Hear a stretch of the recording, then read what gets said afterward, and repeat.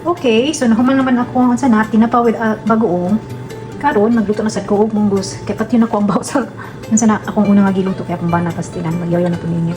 So karon unahon sa nako ning karne. So I wish na to na ko akong sa na pork belly pero akong pork belly is dahil pa kayo so I use sila ni tawag ang pork chop. Gusto na ko i-brown sa gamay kay ganahan ko sa kanina listag kayo. So tuloy na akong mag-brown ganito. Karon kay medyo na siya. Ako lang siyang butang gamay na olive oil para makati. So gusto na ko medyo brown siya. Wala nang guli pambok puro sa unan. I don't like to gulay po ang pambok. Mas kami dito na rin sila pambok. Medyo nag-brown na siya pero matang sa nako na mag-brown ka yun. Really overly crispy. Basta kayo hindi na siya mag-brown.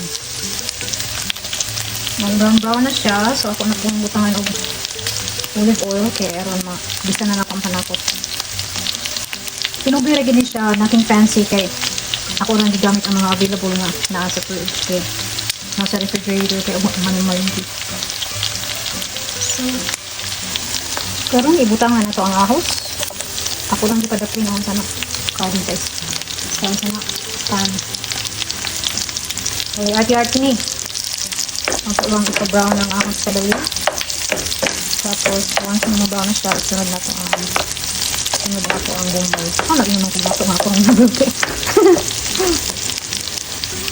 Kumot tapos tayo ang ahos, kanya nag-brown na. So, ako nag-sunod ang sibuyas. Ang sibuyas.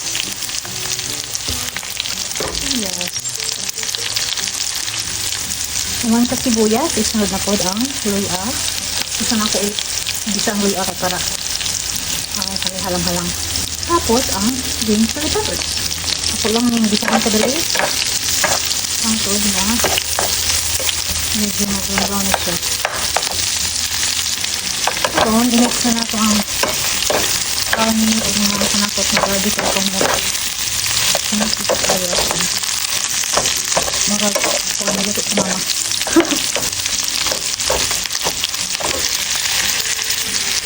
Next, ibutang na ako ang akong ipalatan nga isa ka cup na munggos.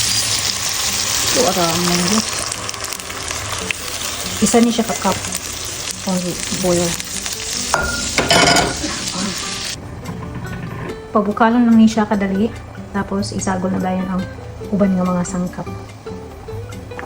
Nagbukal na siya. Sa butangan na ako og half ano nga package sa magic syrup. Sobrang siya sa na akong giluto nga kinapaog.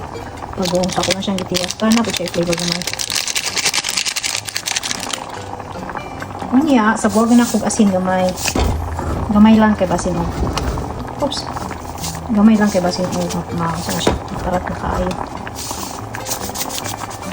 Nasak ko lang. Sabuagan.